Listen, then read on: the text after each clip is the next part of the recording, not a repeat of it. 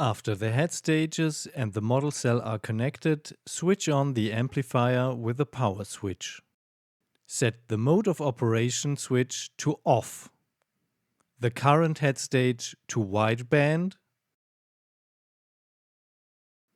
and the model cell to ground. Then let the amplifier warm up for about 30 minutes. For adjusting the offsets, make sure the electrode resistance switch is in middle position. The model cell is set to ground. Select the potential electrode to be displayed.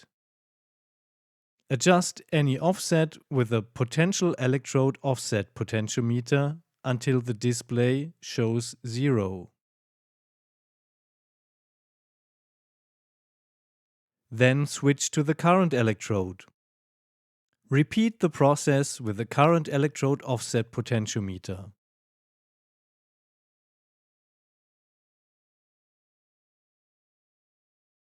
When finished, both electrodes should show 0 at the display. Now set the model cell to on, series resistance off, and cell resistance to 100 kΩ.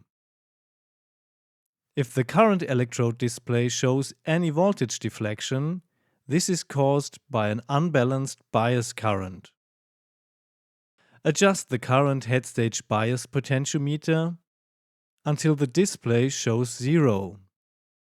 When everything is set correctly, the display should remain at 0 while switching the model cell from on to ground and back.